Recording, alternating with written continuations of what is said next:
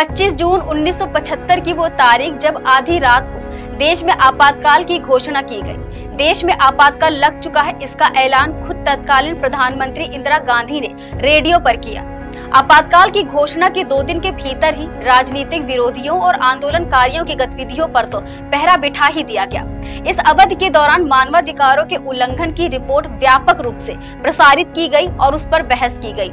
लेकिन इस अवधि का सबसे महत्वपूर्ण पहलू प्रेस पर सेंसरशिप लगाना था।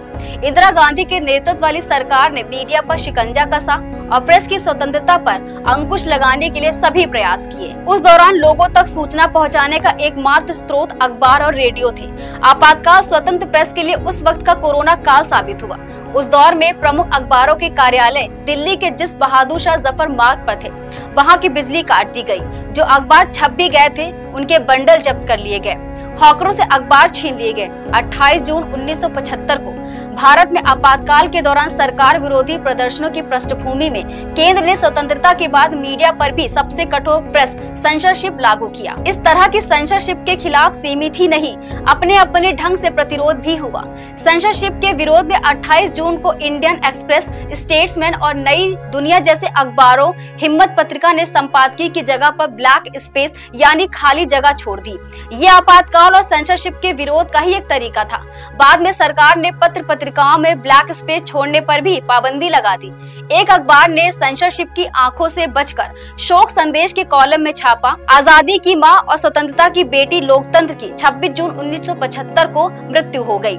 आपातकाल से जुड़ी खबरें सामने न आ पाए, इसके लिए इंदिरा गांधी की सरकार ने कई तरह के उपाय किए। अखबारों के दफ्तरों की बिजली काटने के अलावा सरकार ने अखबारों और पत्रिकाओं को आर्थिक रूप से नुकसान पहुंचाने के लिए उनको मिलने वाले सरकारी विज्ञापनों पर रोक लगा दी। न्यूज़पेपर के ऑफिस में अधिकारियों की तैनाती कर दी गई। उनकी बिना इजाजत राजनीतिक खबरों को छापने की मंजूरी नहीं थी। आपातकाल के दौरान 3801 समाचार पत्रों के डिक्लेरेशन जब्त कर लिए गए। 327 पत्रकारों को मीसा में बंद कर दिया गया और 290 अखबारों के विज्ञापन बंद कर दिए गए। 50 से अधिक पत्रकारों और कैमरामैन की मान्यता रद्द कर दी गई थी। हालात इस कदर बिगड़े कि टाइम और गार्जियन अखबारों के समाचार प्रतिनिधियों को भारत से जाने के लिए कह दिया गया।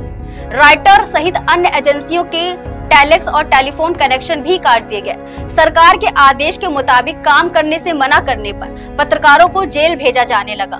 जिन पत्रकारों को गिरफ्तार किया गया था, उनमें मशहूर पत्रकार कुलदीप नैयर और KR मलकानी शामिल थे। इसके अलावा महात्मा गांधी के पौत्र राजमोहन गांधी के नेतृत्व में निकलने वाली साप्ताहिक पत्रिका हिम्मत को कुछ आपत्तिजनक खबरें प्रकाशित करने के आरोप में जुर्माना भी लगाया गया था। सरकार की ओर से प्रेस के लिए दिशा निर्देश जारी कर दिए गए। अफवाहों और आपत्तिजनक खबर को छापने की सख्त मनाही कर दी गई, जो सरकार के खिलाफ विपक्ष को भड़का सकता था।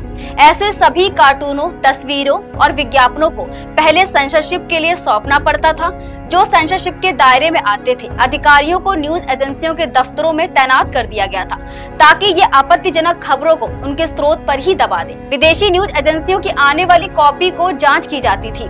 जब इंद्र कुमार गुजराल सरकार के अनुकूल मीडिया को नियंत्रित नहीं कर पाए, तो आपातकाल के शुरुआती दिनों में उन्हें हटाकर विद्याचरण शुक्ल को नया सूचना एवं प्रसारण मंत्री बनाया गया। प्रेस काउंसिल ऑफ इंडिया को भंग कर दिया गया। इतना ही नहीं, आयकर, बिजली, नगर पालिका के बकाये की आड़ में अखबारों पर छापे डाले गए। बैंकों को कर्ज देने से रोका गया। इनसाइड स्टोरी ऑफ इमरजेंसी में वरिष्ठ पत्रकार कुलदीप नैयर लिखते हैं, आपातकाल के दौरान दिल्ली के संपादकों की एक बैठक बुलाई और उन्हें कड़े शब्दों में कह दिया गया था कि सरकार कभी बकवास बर्दाश्त नहीं करेगी। ये सरकार रहेगी और राज करेगी।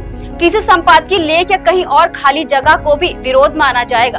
बता दें, ये तरीका अंग्रेजी राज्य में सेंसरशिप का विरोध करने के भारतीय अखबार आमतौर पर अपनाते थे। सेंसरशिप के कारण जेपी सहित अन्य कौन कौन नेता कब गिरफ्तार हुए, उन्हें किन किन जेलों में रखा गया, ये खबरें समाचार पत्रों को छापने नहीं दी गई। यहाँ तक कि संसद और न्यायालय की कार्यवाही पर भी सेंसरशिप लागू थी। संसद में अगर किसी सदस्य ने आपातकाल प्रधानमंत्री या सेंसरशिप के खिलाफ भाषण दिया, तो वो कहीं नहीं छप सकता था। CPS नेता नबूदरी पाद ने इंदिरा गांधी को पत्र लिखकर कहा था कि आजादी के आंदोलन में भी अंग्रेजों ने विरोधी नेताओं के नाम और बयान छापने पर रोक नहीं लगाई थी।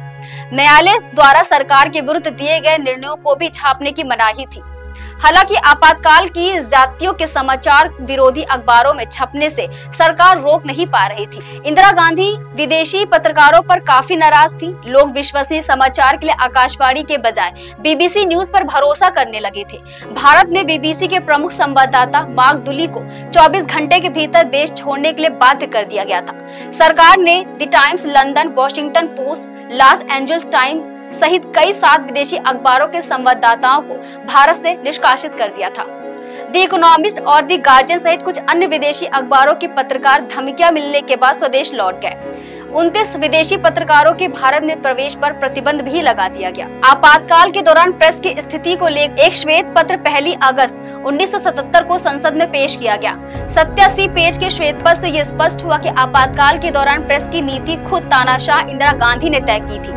तानाशाही की इच्छा रखने वाली इंदिरा गांधी ने अपनी अध्यक्षता में तय किया था कि प्रेस काउंसिल को भंग कर दिया जाए और तत्कालीन चारों समाचार एजेंसियों को मिलाकर एक कर दिया जाए, जिससे उन्हें सेंसर करने और संभालने में आसानी होगी। बिहार के पूर्व उप मुख्यमंत्री सुशील मोदी ने लिखा है कि प्रेस पर ऐसे कठोर अंकुश लगाने का दुष्परिणाम ये हुआ कि इंदिरा गांधी जमीनी हकीकत से काफी दूर हो गई। जनता के बड़े वर्ग में भीतर भीतर ऐसा आक्रोश पनपा कि जब आपातकाल हटने के बाद मार्च 1977 में संसदीय चुनाव हुए, तब लगभग पूरे उत्तर भारत से कांग्रेस का सफाया हो गया। प्रेस की आजादी छीनने की कीमत इंदिरा गांधी को अपनी सत्ता गंवा कर चुकानी पड़ी थी।